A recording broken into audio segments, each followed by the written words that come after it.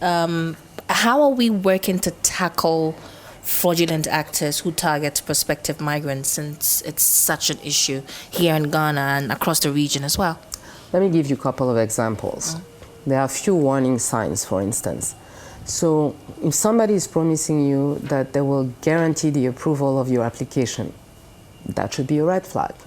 As Sarah mentioned, the agent is there like to help fill the application, to help provide the information, and then the application will be processed by our services.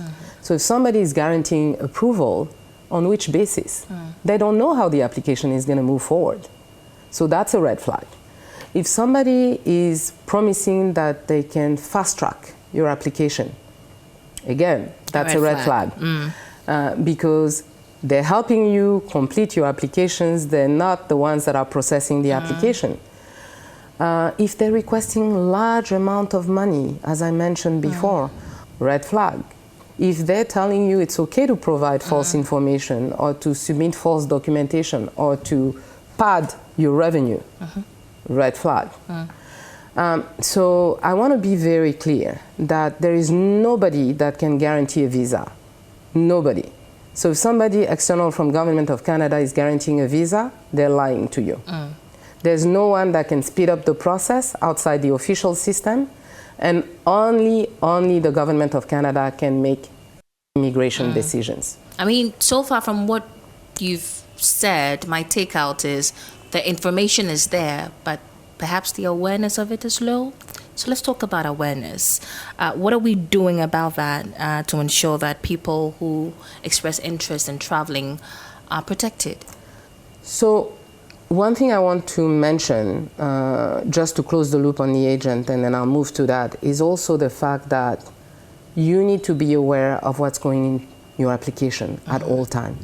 So if an agent refuses to give you access to your own file, you should also think of it as being weird, and it's also a red flag.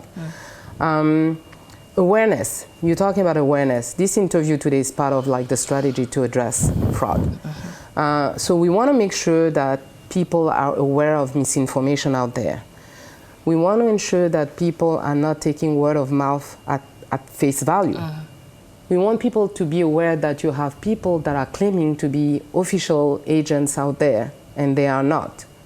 And we want people to be very careful about social media posts, because all sorts of things that are going on when it comes to social media. So, and I can actually say with great confidence that social media can be your worst enemy, because not long ago, there was a site that was impersonating me on Facebook, and I was supposedly saying to people that they should come to Canada under the guise of the World Cup, like and that there will be jobs, and then, exactly, and then we will be offering jobs and all of that. That wasn't me. But people will take that at face value. So we need to be very careful. So the first thing that people should do is to always go through the official channels. This is your first step. Canada.ca/immigration. Canada.ca/immigration. Go there. You have all of the information that you need. It describes all of the steps that you need to follow and the type of documentation that you need to provide based on the type of visa application you are making.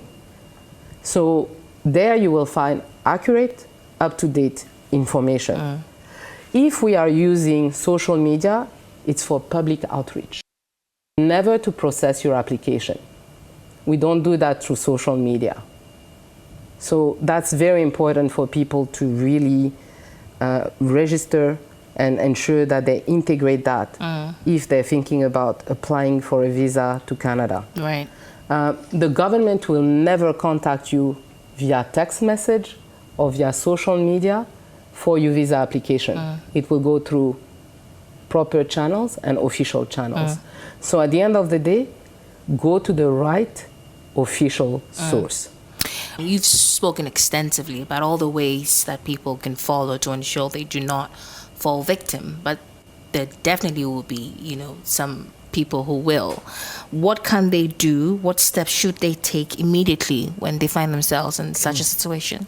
So my first reply is try to be well informed so that you don't fall victim, right? Right. But if it happens, the first thing to do is to report it. If you believe you have been scammed, report the matter to the appropriate authorities in Ghana first, and then to our immigration services. Through our website, we have official reporting channels, and you can do that. You can report what has happened to you, and this is important for us as well, because we want to be aware of fraud cases so that we can tackle them and we can help in terms of our information and providing more information, finding more channels where we can give the information to the people that are applying for visas. The second thing I will say is keep all the evidence. If you have exchanged emails, if you paid certain amount, keep the receipts. Hopefully they gave you a receipt. Phone numbers, messages, payment records, copies of the documents that you provided, whatever evidence that you have, keep it, because that will serve as well as part of like the investigation and ensuring that other people are not falling into the same trap. And use official channels. I mean, that's the best advice that I can give. And be cautious of online. There's too many things going on there. There's misinformation, disinformation, people that are asking you for your personal information on social media. That's not appropriate. The government of Canada does not use media platforms like WhatsApp, TikTok, Telegram to request payment or for personal information. We only use like those channels to share information. We have official accounts, Facebook, we have X, we have Instagram, LinkedIn, YouTube, but these are not like for the processing your visa application. So be mindful of that, be mindful of fake job offers, be mindful of fake websites and AI generated videos. There's lots of them out there. Lots of them, that I agree.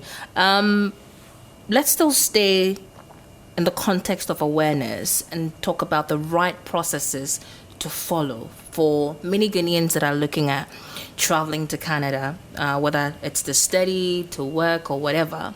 What is the right process, detailed process to follow? So I'll answer your question. And I'm lucky that I have Sarah, so if there's things that I'm missing, she will actually supplement. Right.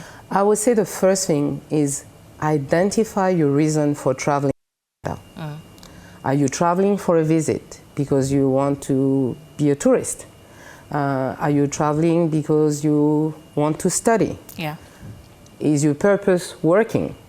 Or you want to immigrate to Canada permanently? Each pathway has its own rules and regulations and requirements. So for instance, if you want to study, generally you will need an acceptance letter from the university of the school of your choosing before you apply for your study permit. If you want to work, you will need a real job offer. And in many cases, the employer will also need to do a labor market impact assessment. And that's also to demonstrate that there's a need for you to come and work in Canada. You need to also have the proper documentation. You need to ensure that you are able to support yourself. You may need an invitation from friends saying that they're gonna accommodate you. You will be staying with them. And then all of that will require the supporting documentation and evidence. Of course, you need a valid passport, okay? And proof of funds. And as well as just ensuring that you're following all the steps in order to ensure that your application is processing smoothly. The other things that I will say is apply early. The earlier you apply, the better it is. The better for you. And our official website explains all these steps clearly and should always be the starting point. Sarah, are we missing anything? I think you've covered it. Awesome. She trained me well. Right. Now, particularly, there's a lot of interest in working in Canada among Ghanaians, and I'm sure around the world as well. Walk us through what the process looks like. Okay. Yeah. So let me take a crack at it. I will begin, and then Sarah can provide more details. So yes, most work permits pathways are required for you to be able like to request a work permit. The first step is a job offer from a Canadian employer. Okay, and you can also do your own search in terms of looking at jobs. You could use a reputable recruiter in order to help you as well, but you do your own due diligence. And you need to check also if the employer is real. It's a real person, you know. The last thing you want is coming to the country and then again you have no job and then you become vulnerable and you're being exploited. So make sure that the websites that you're looking at are reputable websites, that you're not being asked to pay insane amounts for a job that pays less. That's a red flag. If you don't have any interview and they're telling you to come, you should be wary about that. And if you have to pay money to secure a job that is supposed to give you money, you should be worried. Right. So.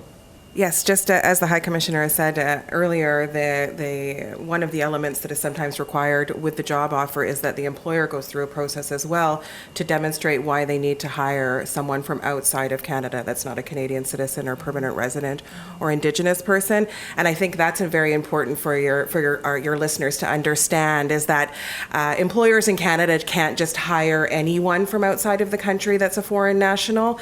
To demonstrate that there is an actual need for them to bring someone in. Otherwise, the expectation is, as in many countries around the world, that you would hire your own citizens or residents first prior to looking outside the country to bring in someone to fill a labor shortage. Sounds good. Sounds good. So anything you want to add, or she's done the job? She did a good job. Awesome. So earlier we spoke about agents. You did mention that the Canadian immigration has a list of certified or authorized, I should say, agents. Anybody at all can, employ in their quest to apply for a visa. I want us to reiterate that point again. Is there anything wrong with using an agent to apply for your visa? There's nothing wrong with using an agent to apply for a visa. We understand that people can be busy, they may not be too familiar about the process.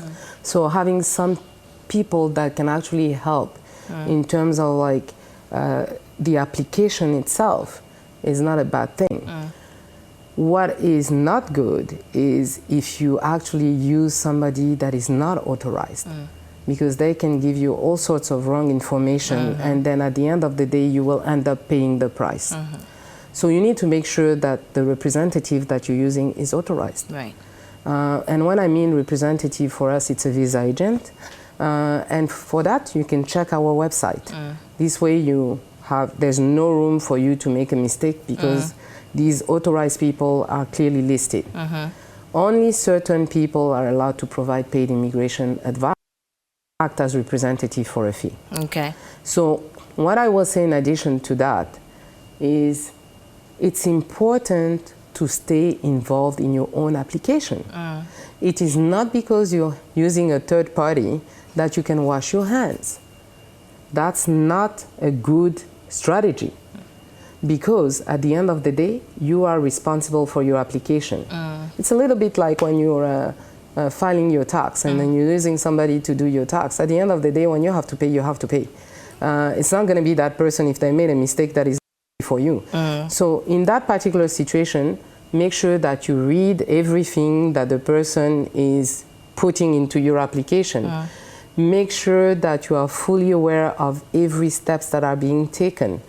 Make sure that you are keeping copies of your file and that the right information is being provided, and make sure that you have access to your online account. All of that is important, because again, at the end of the day, you may be using somebody to help facilitate the process for you, but Immigration Canada will not go after that person if there is a problem. They will go after you. So ultimately, what you're saying essentially is, if an agent submits my application on my behalf, I bear the responsibility of the information they submit. You do.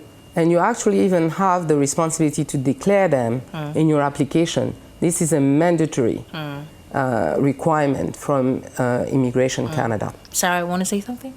Yeah, I just wanted to highlight just 2 points that the High Commissioner has covered.